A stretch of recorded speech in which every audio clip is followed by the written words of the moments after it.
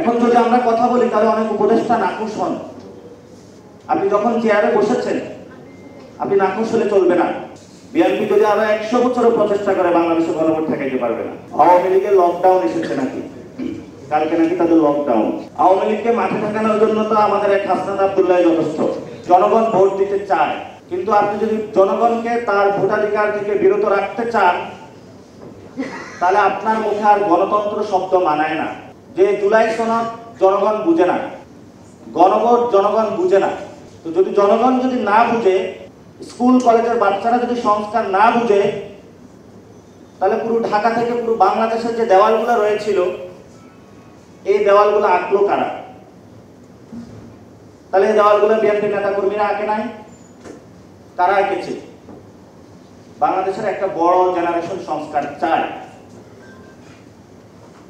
এই যারা সংস্কার চায় তাদের এখনো তারা বড় একটা অংশ আকারে সুইং বোর্ড হিসেবে রয়ে গিয়েছে। ডেটা ক্যালকুলেশনে এসেছে যে 40 থেকে তারা প্লাস বাংলাদেশের মানুষ এখনো ডিসাইড করে না যে কাকে তারা ভোট দিবে। তারা কখনোই ডিসাইড করবে তারা বাংলাদেশে যারা সংস্কার চায় তাদেরকে তারা আগামী বাংলাদেশে ভোট দিবে। এই জন্য আমরা বর্তমানে যে রাজনৈতিক দল সংস্কারের বিরুদ্ধে দাঁড়িয়েছে আমরা তাদের কাছে আবেদন রাখবো। এই জন্য আপনি যখন গণতন্ত্র বলবেন অবশ্যই জনগণ যেটা চায়, জনগণ ভোটাধিকার প্রয়োগ করতে চায়, সেটা তো অবশ্যই আপনার সম্মতি জ্ঞাপন করতে হবে।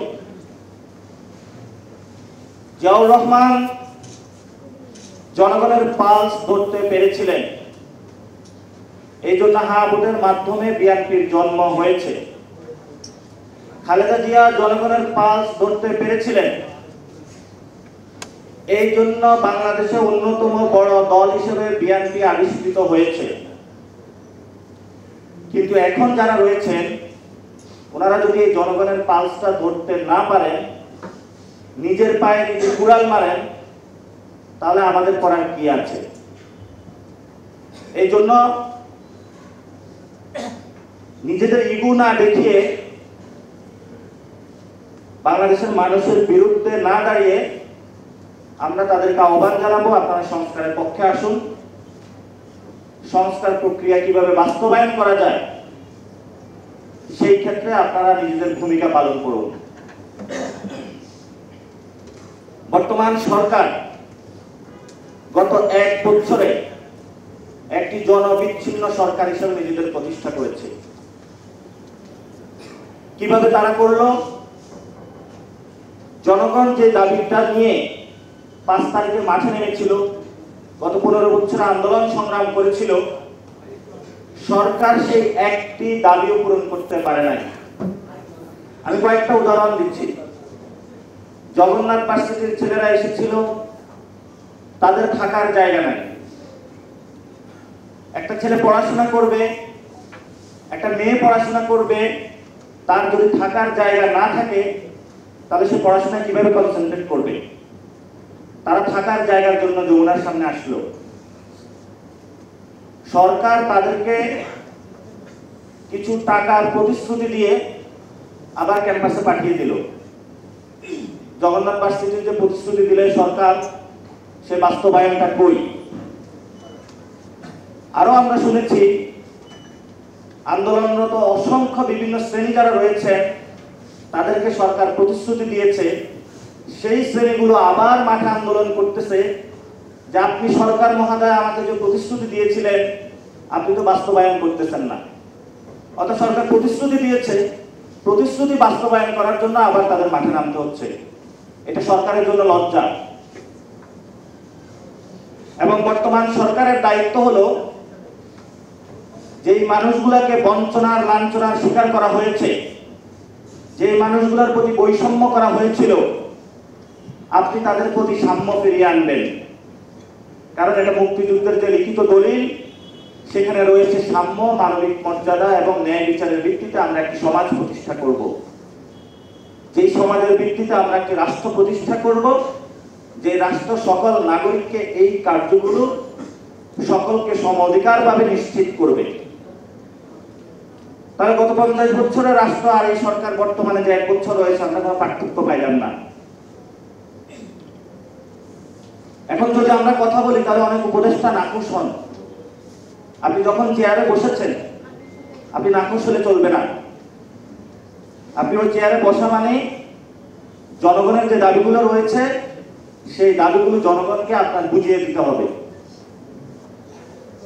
এখন আসি স্বাস্থ্য খাতে। স্বাস্থ্য খাতে আপনারা যদি ঢাকা মেডিকেলের সামনে যান, যে বহাল দশা আপনারা পাবেন, পুরো বাংলাদেশের স্বাস্থ্য ব্যবস্থার এটা একটা চিত্র। জুনিয়র যারা ডাক্তার রয়েছেন তাদের নির্দিষ্ট কোনো বেতন কাঠামো নাই। আপনি ঢাকা মেডিকেলে, চট্টগ্রাম মেডিকেলে, রাজশাহী মেডিকেলে যাইলে দেখবেন একজন ডাক্তার যে সারা রাত সার্ভিস দিয়ে থাকে, সারা দিন সার্ভিস দিয়ে থাকে, তার একটা ঘুমানোর জায়গা নাই, একটা ভালো ওয়াশরুম নাই, একটা ভালো খাবারের ব্যবস্থা নাই। তাহলে উনি চিকিৎসাটা দিবে কিভাবে? এটা তো হলো ডাক্তার শ্রেণীর এই দুরবস্থা। নার্স যারা রয়েছে তাদেরকে বাংলাদেশে ABC কোন ক্যাটাগরিতে করে রাখা হয়েছে এটা হলো ইয়াত্তা নেই। নার্সরা আন্দোলন করেছিল বেতন কাঠামোর জন্য, অথচ বিভিন্ন দেশে বাংলাদেশ থেকে নাকি নার্স পাঠিয়ে থাকে। কিউবা রাষ্ট্র তাদের স্বাস্থ্য ব্যবস্থার এত উন্নয়ন ঘটিয়েছে, আমরা সেই মডেলগুলো কেন অনুসরণ করতে পারি না? একজন বেসরকারি চাকরিজীবী অথবা সরকারি চাকরিজীবী সকাল থেকে সন্ধ্যা পর্যন্ত তার জীবনের 50টি বছর ব্যয় করার পরে যে সামান্য টাকা জমিয়ে থাকেন, কোন একটা প্রাইভেট হসপিটালে ভর্তি হওয়ার পরে একদিনে তার টাকাটা চলে যায়। আমরা সরকারকে আহ্বান জানাবো যে বাংলাদেশের মানুষের এই সময় একটি স্বাস্থ্য প্ল্যান আপনারা মানুষকে দিন। একটি স্বাস্থ্য কাঠামো যদি এই সময় আমরা তৈরি করতে না পারি, তাহলে স্বাস্থ্য মন্ত্রণালয়ে বিভিন্ন যারা দলীয় ক্যাডার রয়েছে, দলদাস রয়েছে, ডিজি নিয়ে মারামারি করবে, কে কোন হসপিটালে পদ ভাগাবে ওইটা নিয়ে মারামারি করবে। এই মারামারি যদি চলমান থাকে তাহলে বাংলাদেশের অধিকাংশ মানুষ স্বাস্থ্য খাতের অব্যবস্থাপনায় বড় একটা অংশ মারা যাবে। আমি আমার কর্মজীবনে স্বাস্থ্য খাতে একটি ইনভলভমেন্ট ছিল। আমাদের যে এখানে স্বাস্থ্য খাতের যে প্রোডাক্টগুলো আমরা বাংলাদেশে দিয়ে থাকি সবগুলো বিদেশ থেকে এসে থাকে, এবং ইন্ডিয়ার বিভিন্ন অঙ্গরাজ্যে বিদেশি কোম্পানিগুলো ফ্যাক্টরি বসিয়েছে, সেখান থেকে তারা প্রোডাক্ট এখানে সাপ্লাই দেয়। চায়না থেকে সিরিঞ্জ আমরা নিয়ে আসি, বিদেশ থেকে হাই টেকনোলজির জিনিসগুলো আমরা নিয়ে আসি। তাহলে আমরা হাই টেকনোলজি বাদ দিলাম, মিডল যে টেকনোলজিগুলো রয়েছে, সিরিঞ্জ, ব্যান্ডেজ, এগুলো তো আমরা দেশে উৎপাদন করতে পারি। দেশে বড় একটা মাফিয়া গোষ্ঠী সৃষ্টি হয়েছে, এটার নাম হলো জিএমআই। ওনার প্রোডাক্ট ছাড়া কোনো হসপিটাল প্রোডাক্ট কিনতে পারবে না। এবং করোনার সময় ফেস মাস্ক যে বাণিজ্য উনি যেভাবে করেছেন, পুরা স্বাস্থ্য ক্ষেত্রে উনি হলো ব্ল্যাকমেইল করেছিলেন। তো যদি একটি কোম্পানিকে এভাবে হলো বাংলাদেশ রাষ্ট্র ব্যবস্থা স্বীকৃতি দেওয়া হয়, তাহলে স্বাস্থ্য খাতের যারা তরুণ উদ্যোক্তা রয়েছেন ওনারা কিভাবে ভালো ব্যবসার নিশ্চয়তা বিধান করবে, এটা এই কোশ্চেনটা আমরা সরকারের কাছে রেখে গেলাম। তাহলে রাষ্ট্রের যে বর্তমান পরিস্থিতি বা চিত্র, এই চিত্র দিয়ে আমরা ইয়াং জেনারেশন যারা রয়েছি আমাদের জীবন হলো বিপন্ন। আমাদের জীবনে নিরাপত্তা নেই। বাসার নিচে নামলে ককটেল খেতে হয়, মার্কেটে গেলে ফরমালিনের খাবার খেতে হয়, চিকিৎসা করাতে যাবো হলো সরকারি হসপিটালের ব্যবস্থাপনায় প্রাইভেট হসপিটালে যেতে হয়।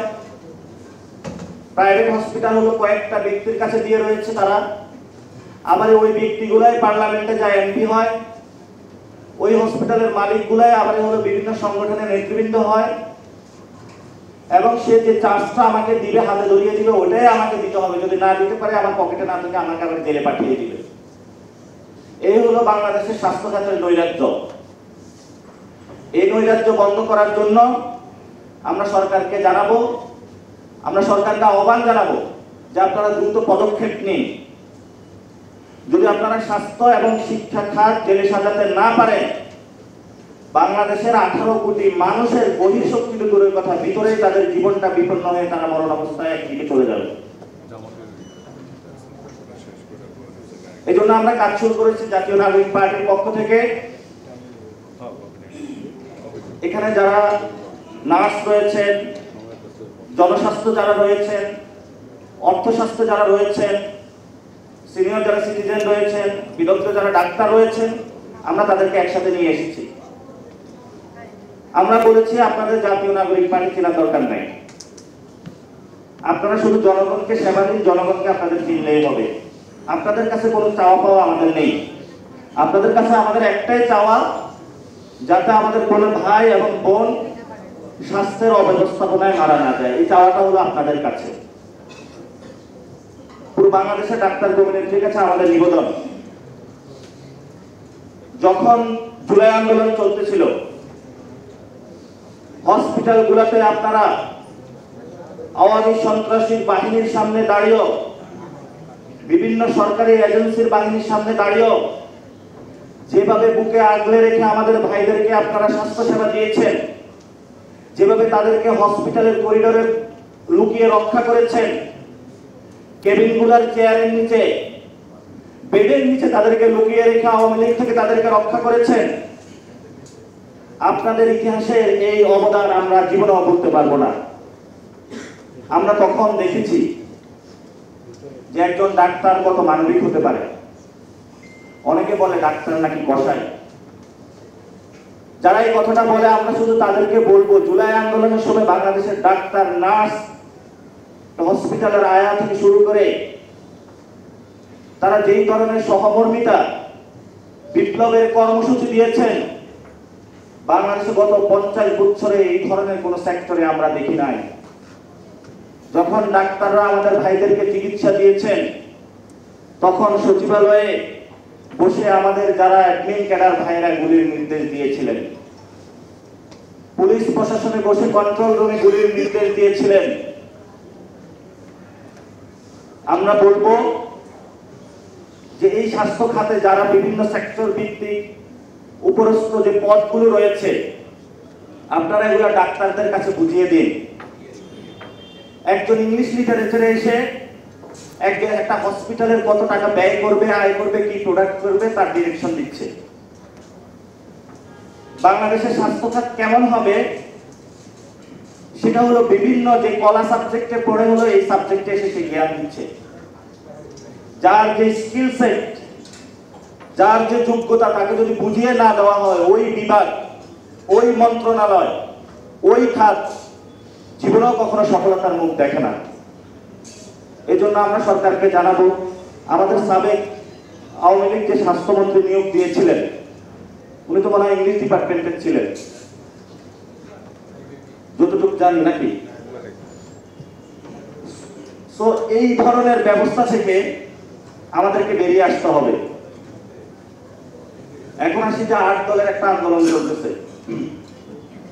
আওয়ামী লীগকে মাঠে ঠেকানোর জন্য তো আমাদের এক হাসনাত আব্দুল্লাহ যথেষ্ট।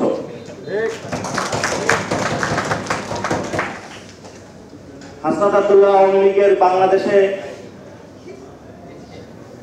যে তার কার্যক্রম বন্ধ করে দিয়েছে, এক ব্যক্তি দাঁড়িয়ে গিয়েছে, বন্ধ হয়ে গিয়েছে। ওই বাংলাদেশের কতগুলো রাজনৈতিক দল ছিল, আমরা তো কাউকে উচিতে দেখিনি। কালকে যদি আওয়ামী লীগ নামে, আওয়ামী লীগকে ঠেকানোর জন্য, আওয়ামী লীগের সন্ত্রাসের বিরুদ্ধে এনসিপির এক হাসনাত আব্দুল্লাহ বাংলাদেশে যথেষ্ট। এটা নিয়ে আমরা কোনো টেনশন নেই। আওয়ামী লীগের বাংলাদেশে মরণ হয়ে গিয়েছে, এখন কিছু দুর্গন্ধ ছড়াচ্ছে, দেশবাসী এটা নিয়ে কোনো আতঙ্কিত হওয়ার কোনো কিছু নেই।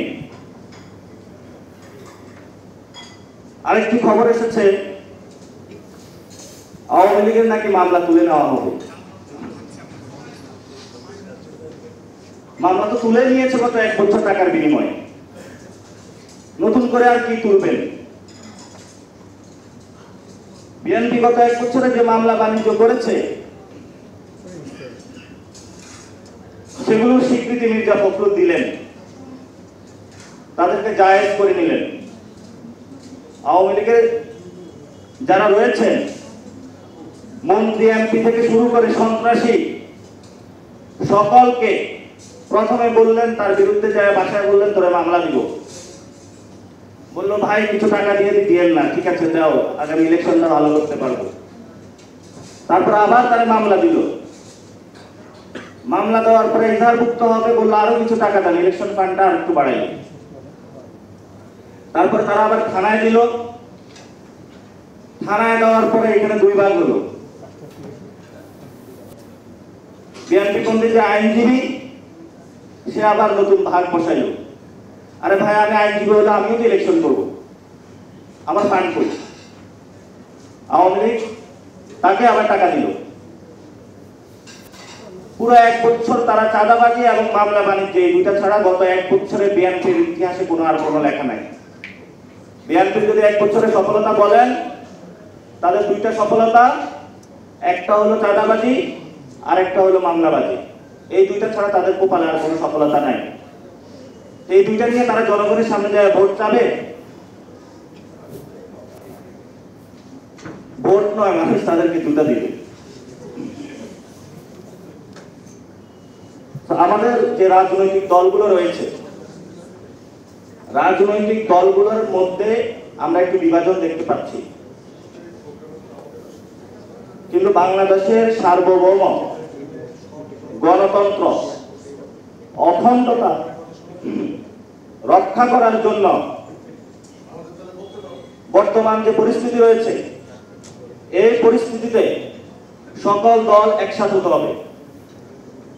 বিএনপি যদি আরো 100 বছরও প্রচেষ্টা করে বাংলাদেশে গণভোট ঠেকাইতে পারবে না। কারণ গণভোট বাংলাদেশের একটি বড় অংশ চায়, যে অংশের তুলনায় বিএনপির নেতা কর্মীরা হলো চুনোপুটি একদম সামান্য।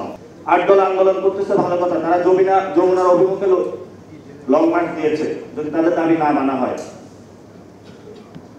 আমরা তাদের আন্দোলনের সাথে সম্মতি জানালাম। তাদের দাবি, তারা যে দাবিগুলো করতেছে এটা যৌক্তিক এবং ন্যায্য। যদি সরকার এই আন্দোলনের উপর আবার পুলিশ দিয়ে, র্যাব দিয়ে, পেটুয়া বাহিনী দিয়ে কোনো দমন করার চেষ্টা চালায়, রাজপথে ইনশাল্লাহ আমরা একে একে কাঁধে কাঁধ মিলিয়ে ঐক্যবদ্ধভাবে লড়াই করব। যারা আন্দোলন করছেন আপনাদের কোনো ভয় নাই, আমরা আছি এখনো, আমরা এখনো মরে যাই নাই। আমরা সরকারকে পরীক্ষা করতেছি, সরকার কি করতেছে দেখতেছি, তার মধ্যে গতি। সেখানে যারা 8 দলে রয়েছেন, আমরা আপনাদেরকে বলবো আপনারা এই দাবি আদায় করে ঘরে ফিরবেন, আপনারা এই দাবি আদায় না করে ঘরে ফিরবেন না। এবং গণভোট বাংলাদেশে হবে। বিএনপি যদি আরো 100 বছরও প্রচেষ্টা করে বাংলাদেশে গণভোট ঠেকাইতে পারবে না। কারণ গণভোট বাংলাদেশের একটি বড় অংশ চায়, যে অংশের তুলনায় বিএনপির নেতা কর্মীরা হলো চুনোপুটি একদম সামান্য। সফলতা, আপনি এত বড় বাহিনীর সামনে কিছু দলীয় গুন্ডা নিয়ে দাঁড়াবেন কিভাবে? লাঠি নিয়ে দাঁড়াবেন, বাঁশ নিয়ে দাঁড়াবেন, অস্ত্র নিয়ে দাঁড়াবেন। সেটা তো আওয়ামী লীগ যুবলীগ দাঁড়িয়েছিল, পেরেছে তারা? অতীত 1 বছরের শিক্ষা থেকে যদি কেউ না নেয়, তাকে শিক্ষিত করার দায়িত্ব তো এনসিপি আর নেবে না, সেটা জনগণই নেবে। সকল দল একসাথে যদি ঐক্যবদ্ধভাবে বাংলাদেশকে রক্ষা না করে, তাহলে বাংলাদেশের ভবিষ্যৎ দুর্গতি রয়েছে। এই জন্য আমরা বলবো, শুধু ডাক্তার নয়, সকল স্বাস্থ্যকর্মীর গুম খাওয়া কাজের পরিবেশ নিশ্চিত করতে হবে। নীতি নির্ধারক পর্যায়ে কোনো দলীয় গুন্ডা নয়, যারা বিশেষজ্ঞ জনস্বাস্থ্য, স্বাস্থ্য অর্থনীতি রয়েছেন তাদেরকে নিয়োগ দিতে হবে এবং তাদের ডিসিশন মেকিং প্রসেস অন্তর্ভুক্ত করতে হবে। স্বাস্থ্য খাতে দুর্নীতি বন্ধ করতে হবে, সুনির্দিষ্ট বেতন কাঠামো নিয়ে আসতে হবে। আমি আর কথা বাড়াবো না, অনেক লম্বা দীর্ঘক্ষণ বক্তব্য হয়ে গিয়েছে। আবার কথা বলবো ইনশাল্লাহ। তবে ইতিমধ্যে আমার একটা স্ট্যাটাস কেন্দ্র করে রাজনৈতিক মহলে অনেক বিতর্ক সৃষ্টি হয়েছে। কেউ কেউ জিজ্ঞেস করেছেন কাকে ইঙ্গিত করে স্ট্যাটাস দিয়েছি। স্ট্যাটাসটা দিয়েছিলাম আমার গত 5 বছরে যারা বন্ধু বাম পতাকা, বাম বন্ধুদেরকে উদ্দেশ্য করে দিয়েছিলাম। বাম বন্ধুরা হলো তাদের যে লাল পতাকা, স্বপ্নের লাল টুকটুকে স্বপ্ন একটা সিটির বিনিময়ে বিক্রি করে দিচ্ছে। তাদেরকে বলবো কার্ল মার্কসের সাথে গাদ্দারি করিয়েন না। আপনারা সারাদিন তো মার্কস পড়েন, কি পড়েন এটা আল্লাহ জানে। অ্যাটলিস্ট আপনারা এই সময় আইসা জনগণের সাথে গাদ্দারি করিয়েন না। 2-1টা সিটের বিনিময়ে আপনারা নিজেদের যে লাল পতাকা আছে, রক্তের পতাকা আছে, এটা বিক্রি করে দিয়েন না। যদি আপনারা এই সময় সঠিক সিদ্ধান্ত নিতে পারেন তাহলে ভবিষ্যতে আপনাদের নাম নিশানা থাকবে, না হলে থাকবে না। ধন্যবাদ সকলকে। আসসালামু আলাইকুম।